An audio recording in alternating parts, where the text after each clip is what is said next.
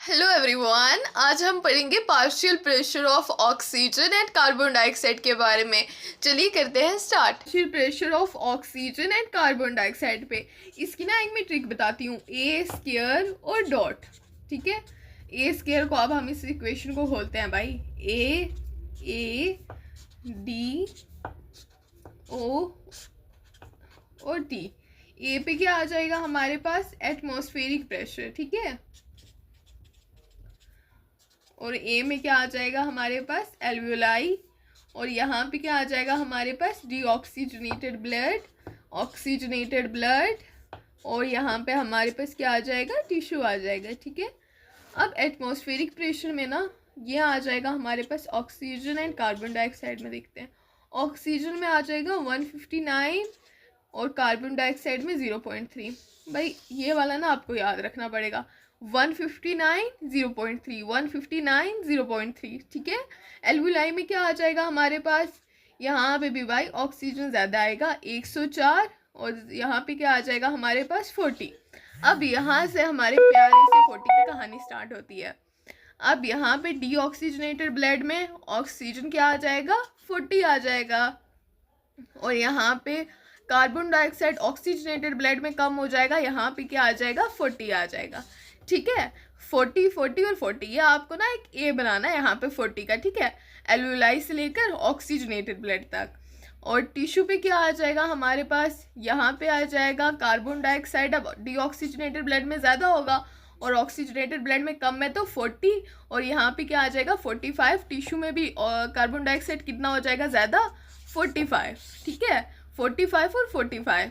अब 45 प्लस 45 कितने होते हैं हमारे पास, 95 होते हैं, है ना। तो ऑक्सीजनेटेड ब्लड क्या हो जाएगा, ज़्यादा हो जाएगा, डबल हो जाएगा हमारे पास 95, और टिश्यू में हमारे पास 40। ठीक है, अब ना मैं आपको ना इनों का एक पूरा मैकेनिज्म बना के और फिर बताती हूँ। ठीक है, चलो मैकेनिज्म देखते हैं। ठीक है, हम बनाते हैं हमारी एल्वियोलाई।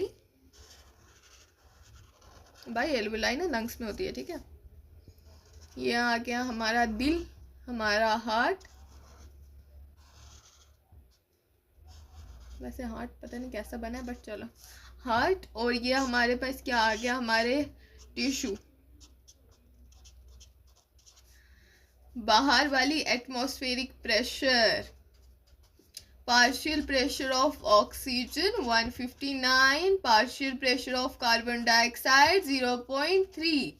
ठीक है जी, इतना तो आपको ये वाला तो आपको याद करना पड़ेगा, 159 0.3 159 0.3। ठीक है, अब यहाँ से हमारा ऑक्सीजन जाएगा एल्वियोलाई के अंदर। तो एल्वियोलाई का क्या था हमारे पास, partial pressure of oxygen and carbon dioxide, यहाँ पे था 104 और 40 की कहानी याद है ना। तो यहाँ से हमारे पास कहाँ जाएगा, लेफ्ट एट्रियम पे और लेफ्ट, फिर उसके बाद वेंट्रिकल पे, और फिर जाएगा हमारे पास टिश्यू पे। ठीक है, और फिर यहाँ पे आ जाएगा हमारा ऑक्सीजन। और हमने क्या पढ़ा था, यह हमारा ऑक्सीजनेटेड है। ऑक्सीजनेटेड ब्लड का पार्शियल प्रेशर क्या हो जाएगा, partial pressure of oxygen and partial pressure of carbon dioxide कितना आ जाएगा, 95, और कार्बन डाइऑक्साइड कम है तो क्या हो जाएगा, 40। यहाँ पे ना सारा ऑक्सीजन कहा नहीं है, ऑक्सीजन हर जगह क्या है, ज़्यादा है। ठीक है, ये ध्यान रख लो। अब यहाँ से बेचारा ऑक्सीजन ना अब कम हो जाएगा, तो यहाँ पे टिश्यू में क्या हो जाएगा हमारे पास, ऑक्सीजन 40 हो जाएगा और कार्बन डाइऑक्साइड 45 हो जाएगा। और फिर अब डीऑक्सीजनेटेड ब्लड, अब हमारा कार्बन डाइऑक्साइड जा रहा है।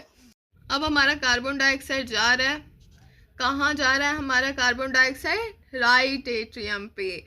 अब यार ये देखो, जो ना मुझे भी कन्फ्यूजन होती थी काफ़ी बार, मैं ना ऐसे हाथों को देखती थी, यार ये तो राइट हैंड है, ये तो लेफ्ट हैंड है, ये क्या कह रहे हैं ऐसे। तो फिर ये देखो यार, इसको ना हम ऐसे देखेंगे, ये देखो ये आ जाएगा हमारे पास राइट और ये क्या हो जाएगा, लेफ्ट। अब होगी ना कन्फ्यूजन क्लियर, ये वैसे रहती है यार, आ जा। तो यहाँ पे क्या हो जाएगा, अब फिर उसके बाद हमारे पास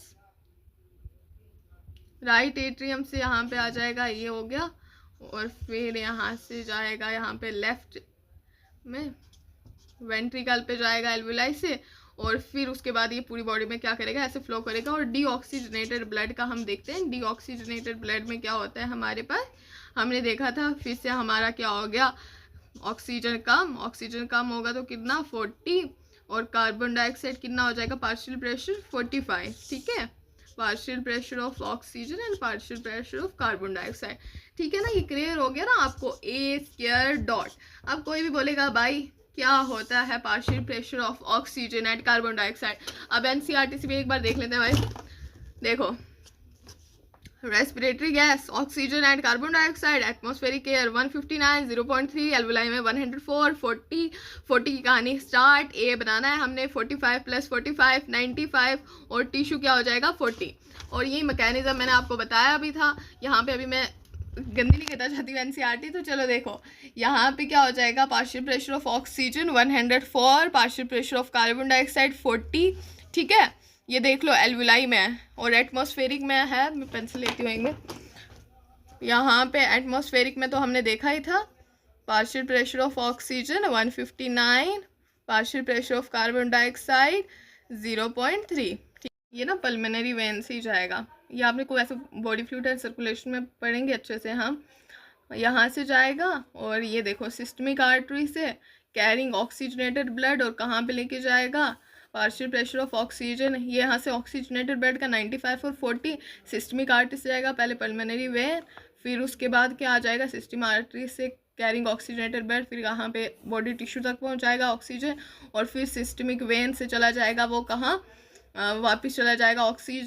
कार्बन डाइऑक्साइड जा रहा है अब इसमें, कैरिंग डीऑक्सीजनेटेड ब्लड, और उसको लेके जा रहा है वो, ये देखो डीऑक्सीजनेटेड ब्लड जहाँ पे भी है वहाँ पे ऑक्सीजन कम 40 और कार्बन डाइऑक्साइड ज़्यादा 45, और यहाँ से फिर वो जाएगा, ये आएगा यहाँ से कार्बन डाइऑक्साइड पल्मोनरी आर्टरी से कहाँ चला जाएगा, ये हमारे पास वेंट्रिकल पे, ठीक है। अब ये देखो एक होती है आर्टरीज और वेन्स।